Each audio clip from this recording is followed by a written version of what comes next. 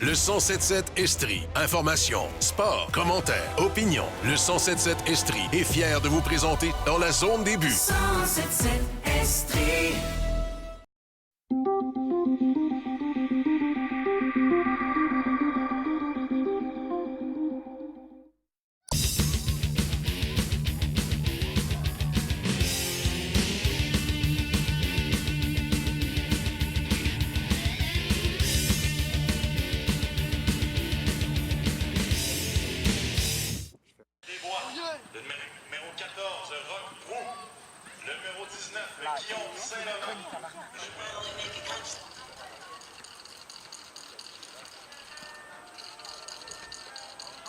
Mesdames et messieurs, accueillons maintenant l'équipe cadette des Barons du séminaire de Sherbrooke. Go! Go! Go!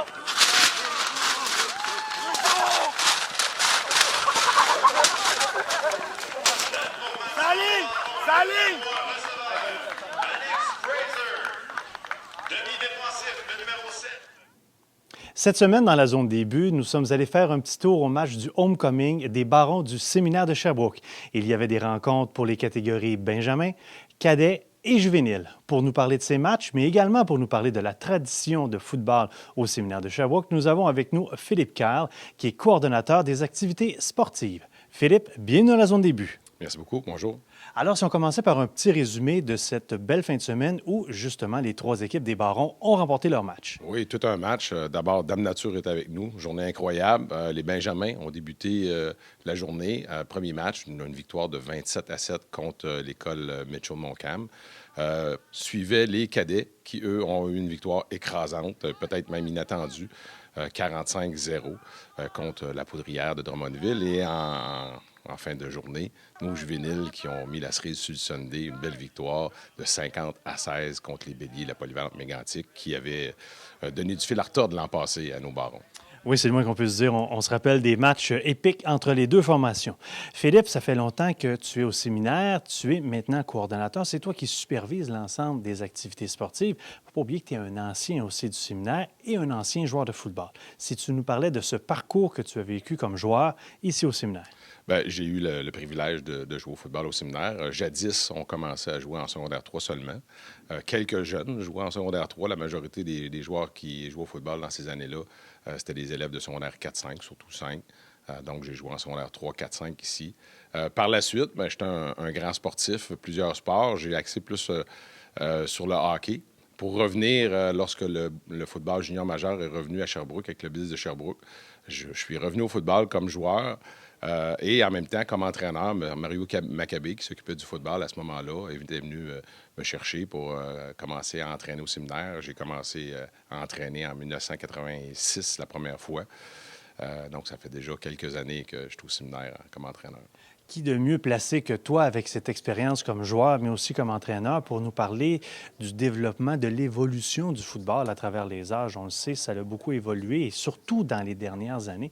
Si tu avais à nous faire un petit constat par rapport au football que tu as vécu, que tu as joué, que tu as dirigé, et le football, par exemple, que tu as vu la fin de semaine dernière lors des matchs du Homecoming.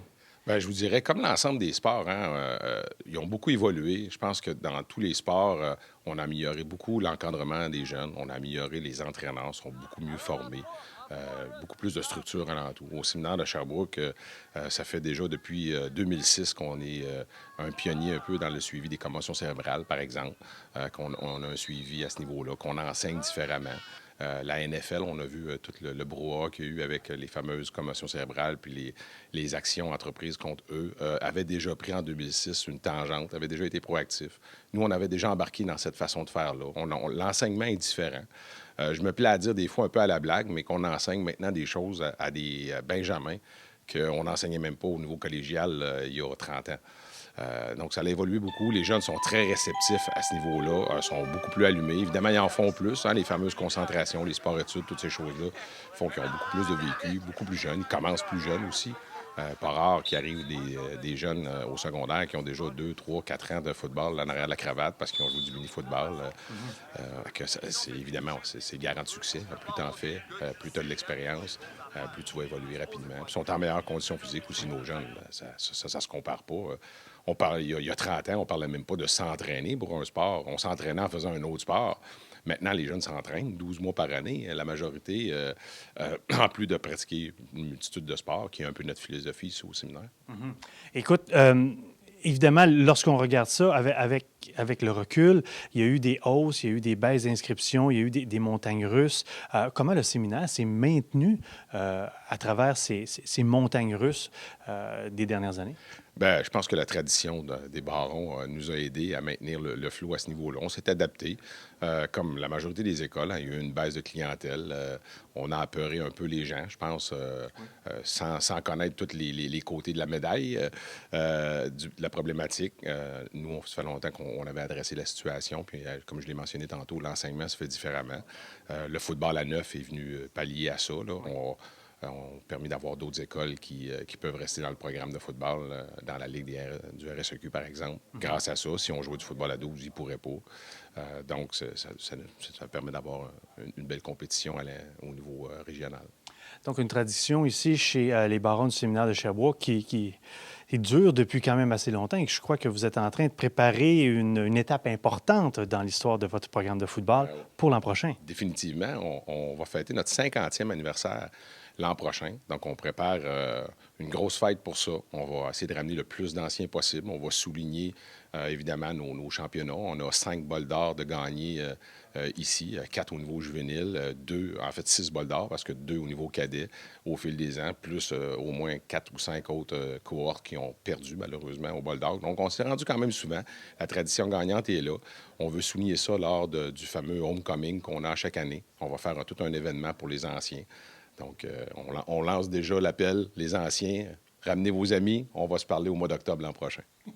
Et lorsqu'on veut développer et maintenir une institution de football comme ça prend des infrastructures. Et on voit ici au séminaire, lorsqu'on arrive avec les rénovations, les réfections majeures qui ont été faites à la cour intérieure, on va faire l'ajout aussi d'une surface synthétique. Ça, c'était un besoin pour les équipes sportives, entre autres les équipes de football, pour éviter d'aller au champ de Mars faire les entraînements. Oui, définitivement. Bien, on sert déjà de la surface qui est là, qui est gazonnée, mais on s'entend, on est au Québec, hein, le gazon perd vite de sa qualité. La plupart des institutions maintenant ont une surface synthétique. C'est sûr que ça va nous aider. Autant pour les cours d'éducation physique, les pratiques des plus jeunes, mais comme tu l'as dit, au lieu de se déplacer au champ de Mars, on va pouvoir avoir au moins notre terrain pratique, faute d'avoir un terrain de match, mais au moins on va avoir à moins se déplacer avec surtout une surface de qualité. Oui, ça va vous permettre de vous pratiquer peut-être un peu plus longtemps et de ne pas être à la merci des intempéries. Exactement. Nous allons donc surveiller cette saison qui s'achève pour les Barons et surtout la préparation de la mythique 50e année l'année prochaine. Philippe Keil, merci beaucoup. Merci à toi.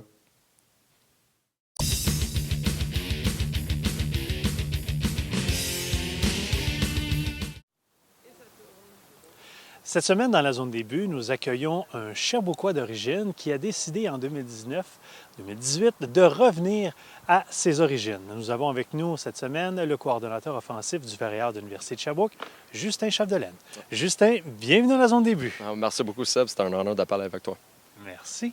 C'est donc un retour pour toi à Sherbrooke. Ouais. Tu es né ici et après ça, évidemment, la famille a été appelée à l'extérieur. Est-ce que tu peux nous parler un peu de ta jeunesse? Ben oui, pour moi, notre famille a déménagé partout au pays. Là, moi, je suis né ici à Sherbrooke, là, puis après ça, mon père a travaillé avec les Rouges et Or de l'Université Laval. Donc, on a déménagé là, puis après ça, en Alberta, quand mon père a travaillé pour les Stampeders de Calgary. Puis, après ça, avec les Lions de Colombie-Britannique. Donc, moi, je suis vraiment diversifié ici au Canada. Puis, j'ai grandi dans une famille anglophone parce que, ma mère vient d'Alberta. Donc, pour moi, c'était un peu difficile d'apprendre la langue française, là, mais je pense qu'à date, ça va bien. Puis je suis vraiment content d'être ici, d'être en Verrières, puis travailler pour cette équipe. Vous aurez compris que Justin, c'est le fils de Jacques. Donc, dans la famille Chapdelaine, on parle beaucoup football. Ouais.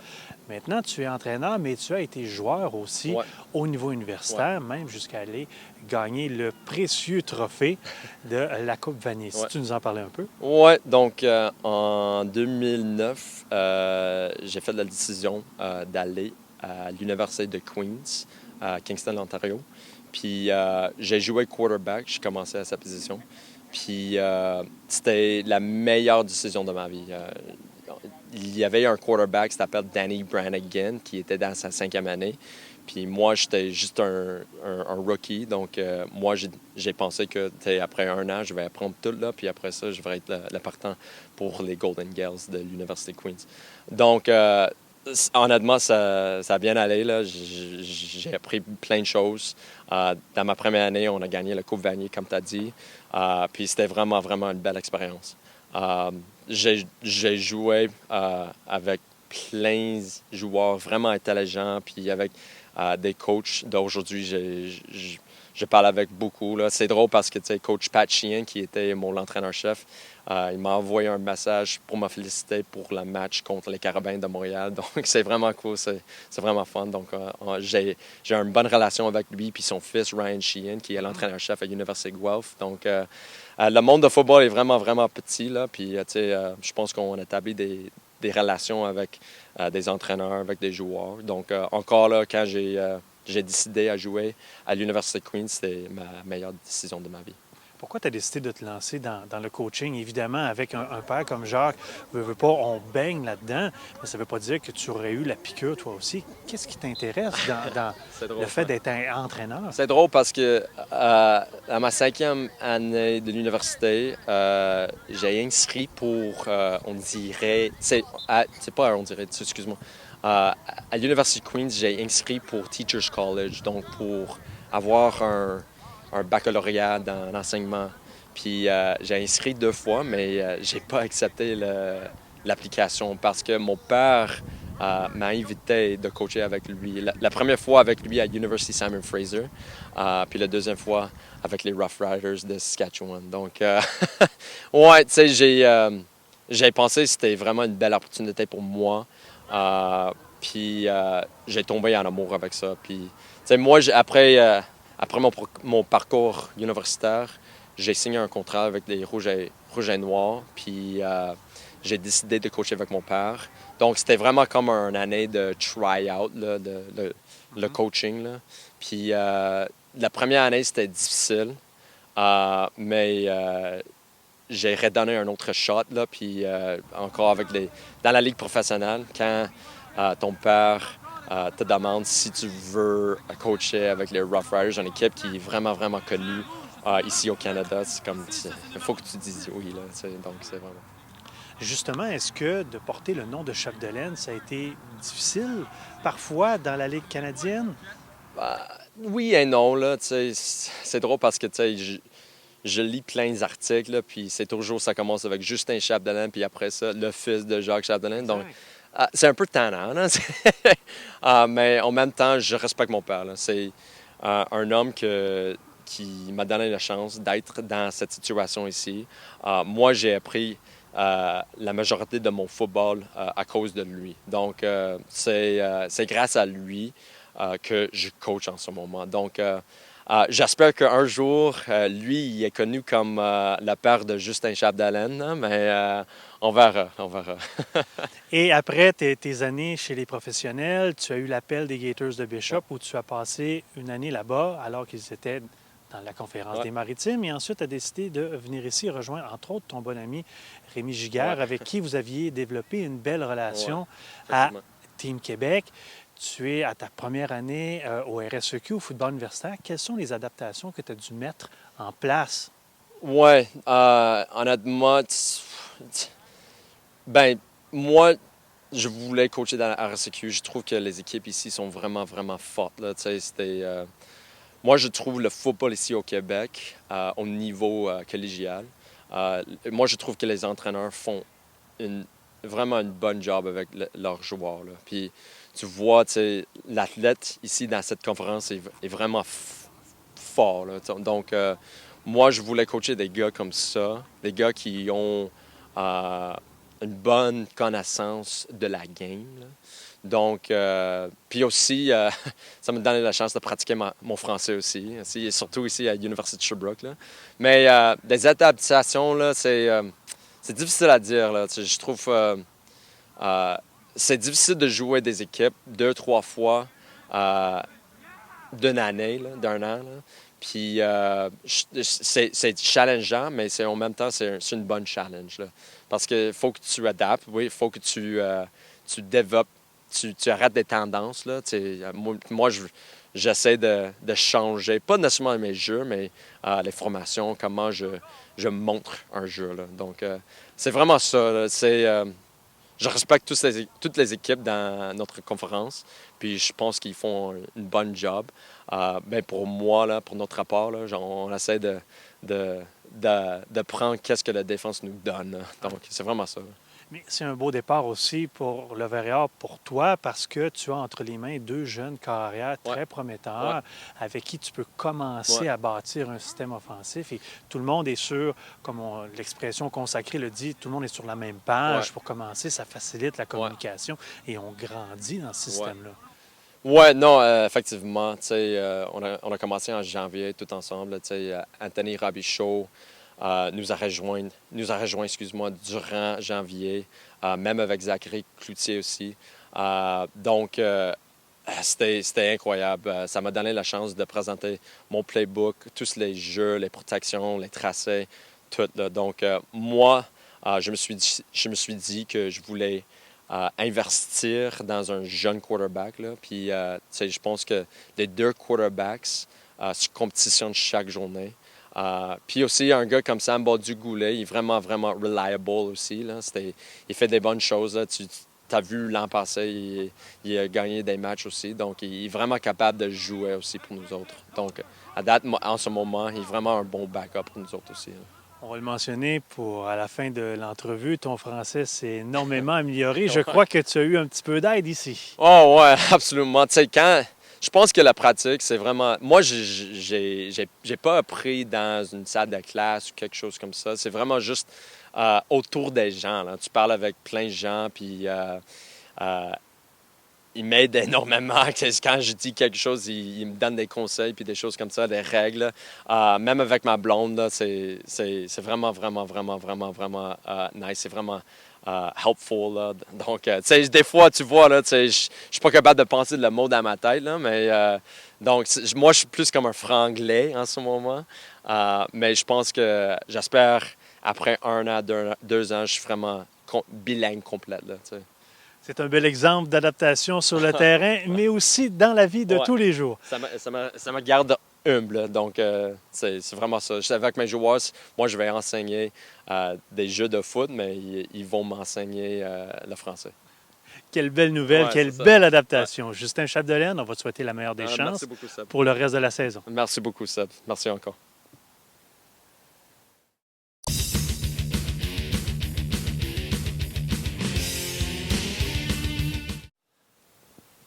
La position de carrière au football canadien est une position primordiale.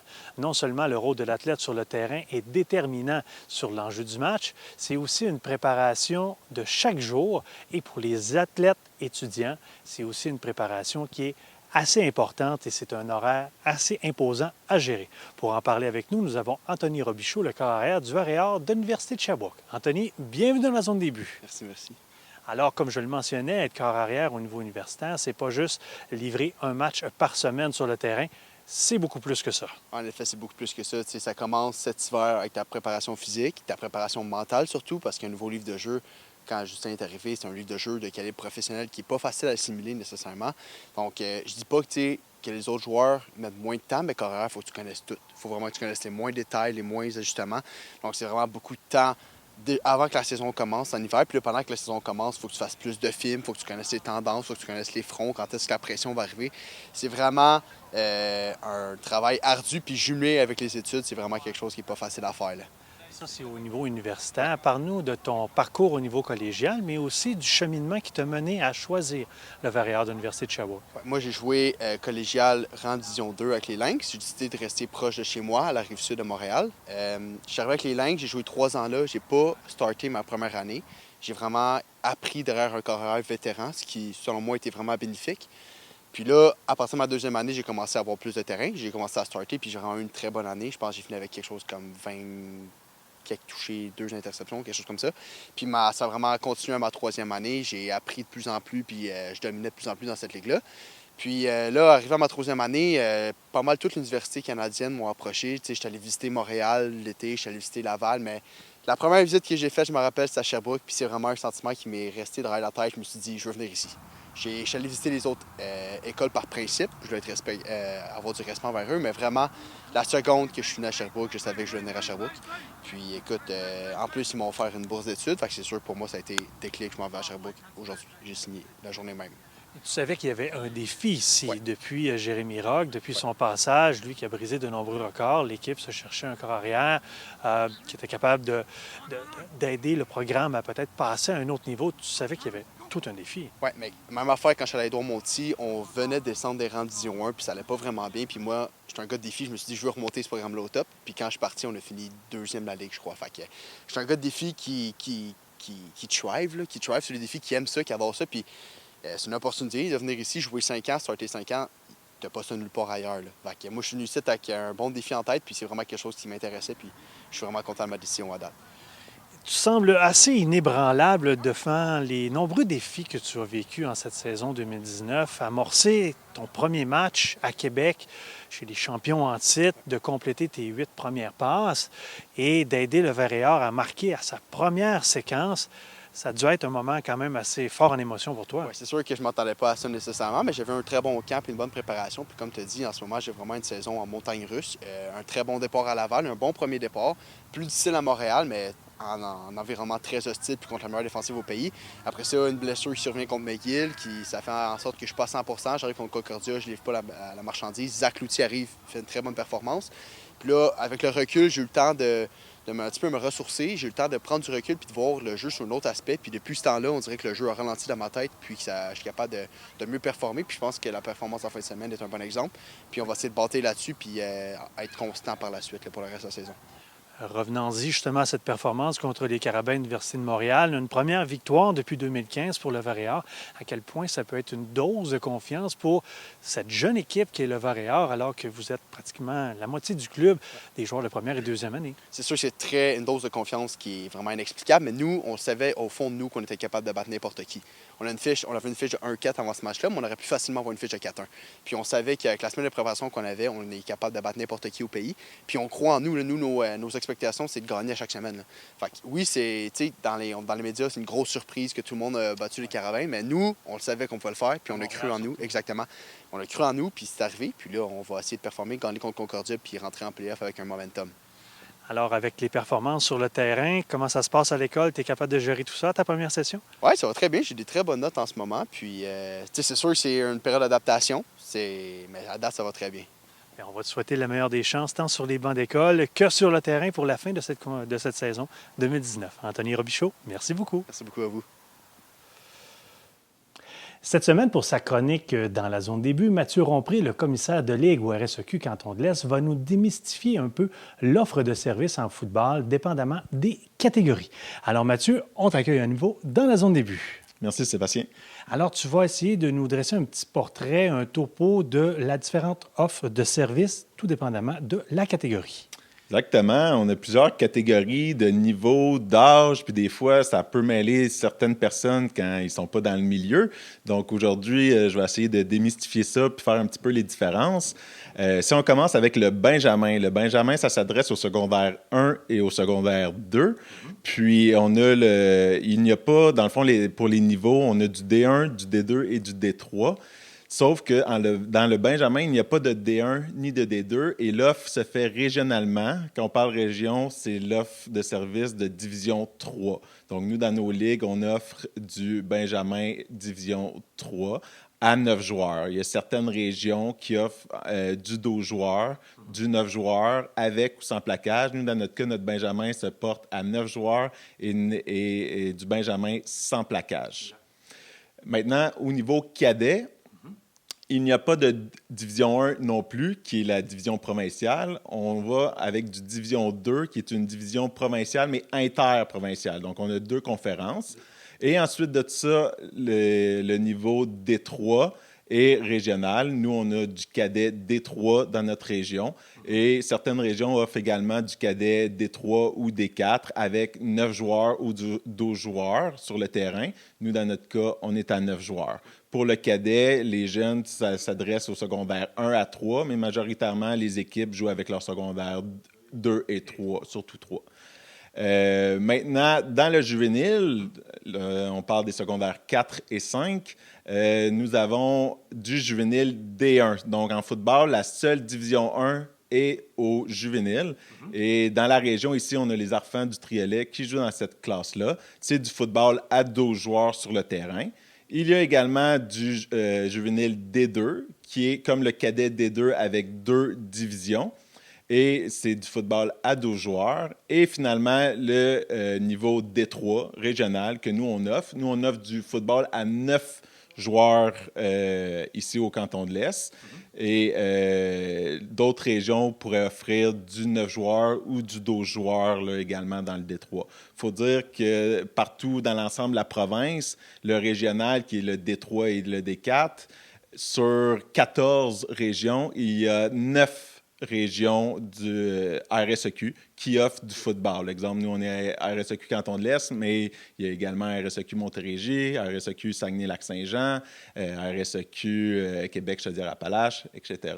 Donc, on est 9 régions qui offrent du football régional. Bon, voilà qui est un peu plus clair.